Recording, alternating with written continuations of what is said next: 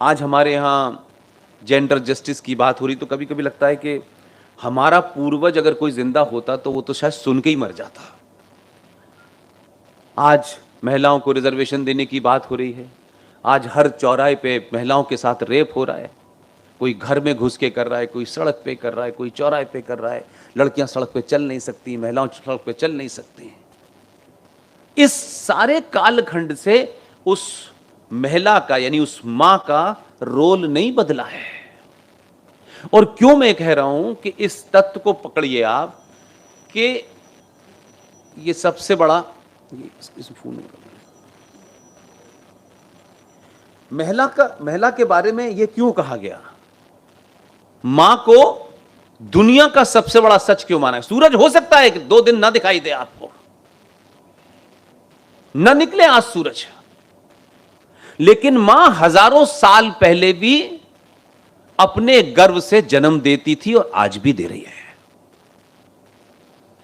ये जो अकड़ है ना पुरुषों की, हम बहुत महान हैं, और किस तरीके से सबसे ताकतवर चीज को धीरे धीरे अपनी कुंठाओं के चलते पुरुष समाज ने क्या कहा, महिला इज ए वीकर सेक्स, कमजोर होती है महिला, उसे प्रोटेक्शन चाहिए। मां को किसी का प्रोटेक्शन नहीं चाहिए। आज भी मैं अपनी मां के पेट में 9 महीने रहा हूं, उसने मुझे जन्म दिया है, और मां इस दुनिया में जब तक रहेगी मां ही जन्म देगी, पुरुष नहीं देगा। और उस भाव तक मैं आपको इसलिए ले जाना चाहता हूं कि आप शायद इस बात को समझें। और जो पुरुष ये समझते हैं कि उन्होंने किसी का रेप करके, जिसकी कहानियां सुबह से शाम सुनते हैं, अपने पुरुषार्थ का उन्होंने बहुत बड़ा मुजाहिरा या प्रदर्शन किया है, वो हिजड़े हैं। ये मां जिस बच्चे को जन्म देती है ना, जो उसके पास लेटा होता है, जिसको कुछ दुनिया का संसार का ज्ञान नहीं होता, जब वो बच्चा थोड़ा थोड़ा देखने लगता है, थोड़ा थोड़ा कुछ बोलने लगता है, ये मां जिसकी तरफ इशारा करके कह देती है कि ये तुम्हारा बाप है, जीवन भर प्रमाण नहीं मांगता कोई। अगर गलती से उंगली इधर से इधर चली गई तो सारी हेकड़ी खत्म हो जाएगी आपकी। कोई और है, आप उस मां के विश्वास पे बाप हैं। किसी और को कह दे बात अलग है, वो दिल्ली का चीफ मिनिस्टर रोज प्रमाण पत्र मांगता है हर बात का। उससे पूछो कि तू बाप है, बता क्या प्रमाण पत्र है तेरा।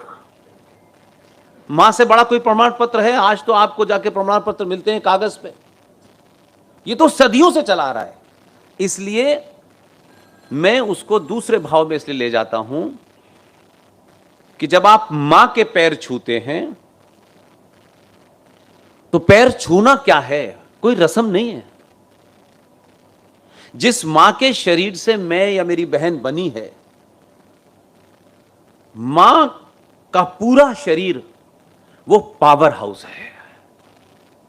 आज बात अलग है कि मॉडर्न बहुएं 3 फीट दूर से पैर छूती हैं, ठीक है, उसमें उनकी गलती नहीं है।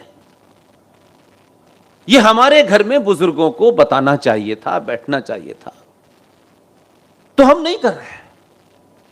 मां के पैर इसलिए छूना चाहिए कि मां के पैरों को जब आप टच करेंगे तो जैसे पावर हाउस में, थर्मल पावर स्टेशन में बिजली बनती है, फिर सप्लाई होकर आपके घर के खंबे तक आती है, और जब आप प्लग लगाते हैं तो बल्ब जल जाता है। ये प्लग लगाने जैसा है, जैसे ही आप मां के पैरों को टच करते हैं उसकी एनर्जी अपने से कनेक्ट करती है और आपको लगता है यस कुछ हो गया। इसलिए आपने हमेशा देखा होगा कि बच्चा भाग करके जब मां के गले लगता है, जब मां ऑफिस से आती है तो 1 मिनट के बाद फिर वो चार्ज हो जाता है, फिर शुरू कर देता है ये फेंकना वो फेंकना।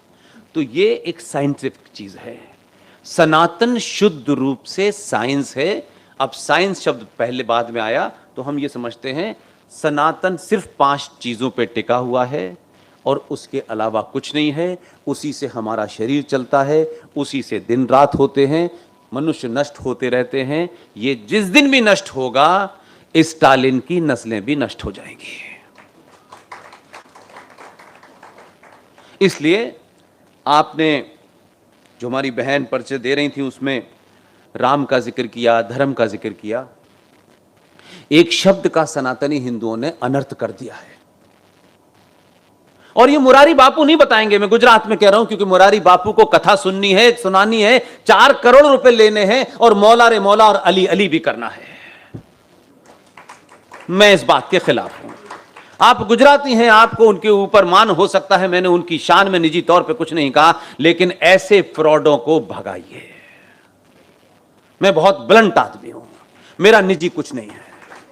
मैं आपसे सवाल पूछता हूं कि जब आपकी बेटी 20 साल की मां उस मुरारी बापू की कथा में ले जाती है अपनी बेटी को और कहती है बेटी कथा सुनो, अब आप कहां से बीमारी शुरू होती है जिसका आपके पास तर्क नहीं है।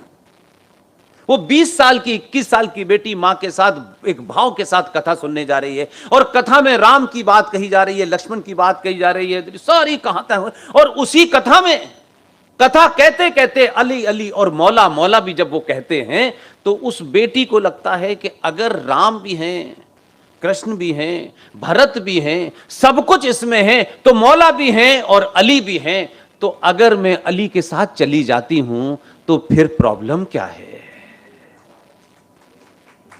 बीमारी वहां से शुरू हो रही है। तब ना पिता पूछता है, ना मां पूछती है। तब कहते हैं देखिए साहब, वो मुसलमान लड़के के साथ भाग गई। आपने उसको मानसिक रूप पे तैयार किया, जब उसने प्रैक्टिकल कर लिया तो बेटी की क्या गलती है। इसलिए आप अपने स्वार्थों के लिए, अपना लालच के लिए अगली जनरेशन को बर्बाद मत कीजिए। ये वो दौर है इस संचार क्रांति में। मैं यहां खड़ा हूं, मुझसे और प्रबुद्ध लोग खड़े हों, आपको पूरा अधिकार है सवाल पूछने का कि ये आपने जो कहा ये बिल्कुल गलत है। हम किसी से सवाल करते वक्त ये सोचते हैं ये आदमी बहुत बड़ा है। हमारे साहित्य में, संस्कारों में शास्त्रार्थ होता था किसी बात पे भी, और शास्त्रार्थ में यह नहीं देखा जाता था कि इसकी जाति क्या है, इसकी जाति क्या है। जो शास्त्रार्थ होता था उसमें अपनी बात रखता था, और जिसकी बात ठीक है वही मानी जाती थी। न जाति देखी जाती थी, न पैसा देखा जाता था। आज तो एक जो हिंदू समाज की सबसे दूसरी बड़ी प्रॉब्लम मैं समझता हूं कि पद पे बैठे हुए आदमी को महिमा मंडित करते हैं, और पद पे बड़े बैठने वाला आदमी कुछ भी बकवास करते, वाह वाह करते हैं। मेरा अपना तजुर्बा है, और देख लीजिएगा बड़े बड़े पदों पे ज्यादातर महामूर्ख बैठते हैं। निकाल के देख लीजिएगा। और फिर जब ये सोचते हैं अरे साहब वो इतने बड़े आदमी हैं, आदमी के पैसे से, कद से ज्ञान का कोई संबंध नहीं है। अगर इतने ही ज्ञानी होते तो तुलसीदास की पढ़ी रामायण 400 साल से नहीं पढ़ रहे होते। डिग्री पूछते उन्होंने क्या पढ़ा था। इसलिए कथावाचक, पूजा करने वाले, पंडित जी शॉर्ट में करना, समय कम है, तो पंडित जी ये देखते हैं कि दक्षिणा कितनी मिली है। ये सब आपने पैदा किया। अब जब वो सर चढ़ के बोल रहा है तो अब आप चाहते हो कि जल्दी से खत्म हो जाए। तो जो बीमारी जितने समय में होती है उससे दुगना समय लेती है जाने में। इसलिए आप, कोई मां, ये बातें मैं हर जगह कहता हूं, और जहां मेरी मां बहनें बैठी हूं वो जरूर बोलता हूं, खासतौर से संपन्न परिवार की हूं तो जरूर बोलता हूं। मुझे कोई संकोच नहीं है, मुझे किसी से कुछ लेना नहीं है। हां, एक ही चीज लेनी है कि जब मैं यहां से जाऊं मेरी बातों को आप 10 बार रिपीट करें, न करें, लेकिन मैं अगर कोई बात झूठ बोल के जाऊं, आप मुझे बताएं।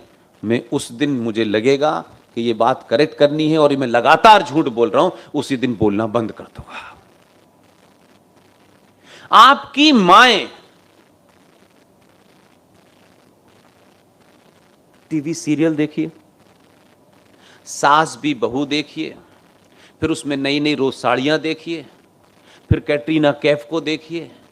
आपके हमारे घरों की माओं को अपनी युवा बेटी से बातचीत करने का समय कब है? एक युवा बेटी, एक बेटा जब बाहर निकलता है तो हजारों चीजें देखता है, आकर्षित हो जाता है, बहुत सारी चीज चकाचौंध में खो जाता है। वो उसको जब वो घर आता है तो उससे कम्युनिकेट कौन करता है?